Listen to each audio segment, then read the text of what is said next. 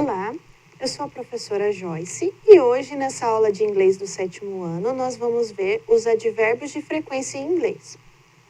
Então, primeiramente, nós vamos relembrar o que é um advérbio. Em todas as línguas é a mesma coisa, né?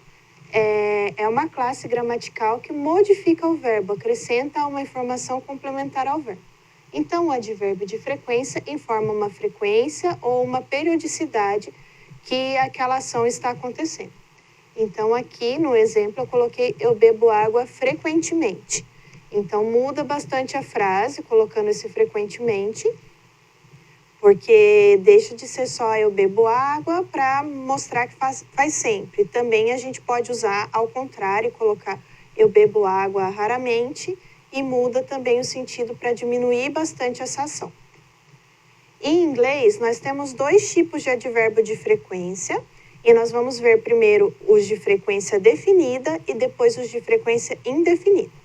Os advérbios de frequência definida são o que estabelece um momento preciso em que acontece. Então, aqui no exemplo, I drink coffee every morning. Eu tomo café toda manhã.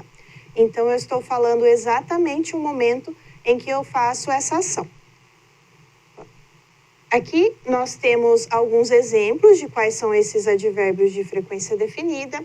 Então, por exemplo, once, aqui eu coloquei a day. Once é uma vez por dia, aí a gente pode colocar por semana, por mês, a unidade de tempo que você achar necessário. Tem twice também, que é 2 vezes.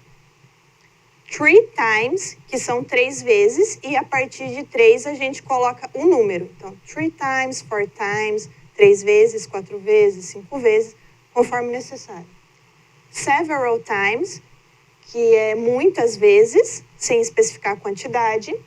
Hourly, que é a cada hora.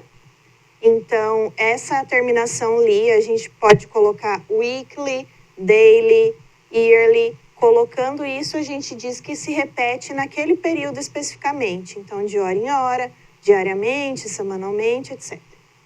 Every week, que é toda semana. Every month, que é todo mês. Então, a gente, utilizando essa partícula every, é todo, esse período que repete. On Saturdays, que é exatamente aos sábados, então pode ser on Mondays, ou qualquer dia da semana que quiser, ou um horário específico também. E at weekends, que é aos finais de semana. Aí nós temos também os advérbios de frequência indefinida, que são uma noção um pouco mais geral do momento, não tem aquela precisão tão certa, igual os advérbios de frequência definida.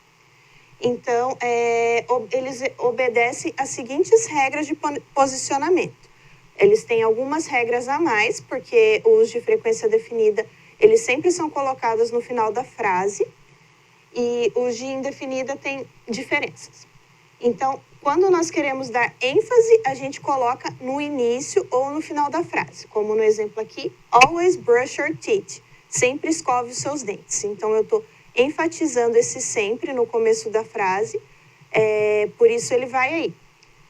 Nós colocamos no meio da sentença, quando for, se for um advérbio de uma palavra só, ele fica antes do verbo. Então, no exemplo, I usually watch television. Eu usualmente assisto televisão. Então, é parecido esse posicionamento, inclusive, com o português. Próximo. No meio da sentença, quando nós temos o verbo to be, o advérbio vai logo após ele. Então, he is almost ever late. Ele está quase sempre atrasado. Também é parecido com a lógica do português, então a gente pode tentar encaixar sempre o advérbio de uma maneira que faça sentido para a gente na nossa língua nativa e depois procurar encaixar no inglês, que vai funcionar bem. No meio da sentença, logo após o primeiro verbo auxiliar. Além do to be, a gente tem o do, o did, o have, vários auxiliares para vários tempos verbais. Então, ele sempre vai logo após esse auxiliar. Então, I have often made cakes for my family. Eu frequentemente tenho feito bolos para a minha família. Que é um tempo presente perfeito, que a gente vê no 9º ano, mas dá para entender bem esse posicionamento aí. Sujeito, auxiliar e logo em seguida o advérbio de frequência. Antes dos verbos used to, ought to e have to, que são os verbos que indicam obrigações em inglês, o advérbio vem logo antes desses verbos, especialmente eles. Então, aqui, I always have to remind you about the trash. Eu sempre tenho que te lembrar sobre o lixo. Então, o have to é ter que, a gente coloca o advérbio logo antes dele.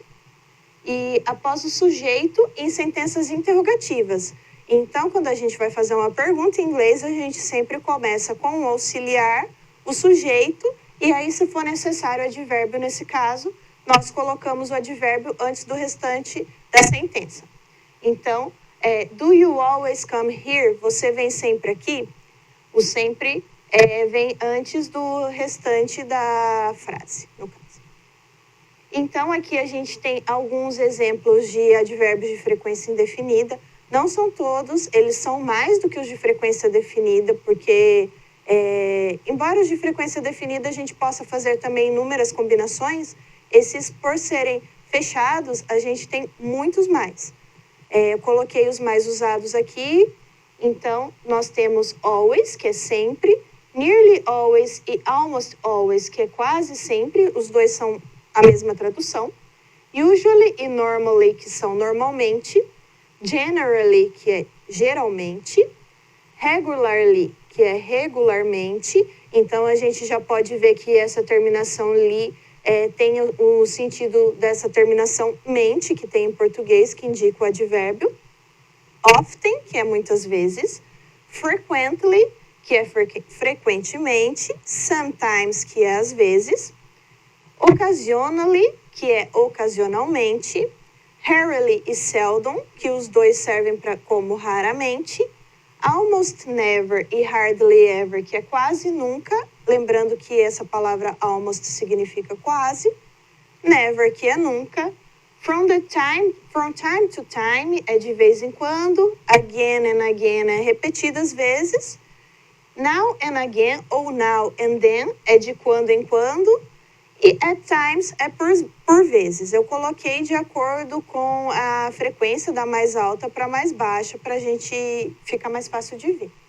Então é isso. Espero que vocês tenham conseguido compreender o conteúdo. Recomendo assistir essa aula mais de uma vez, porque é bastante conteúdo. Vejo vocês na próxima. Bons estudos e até mais.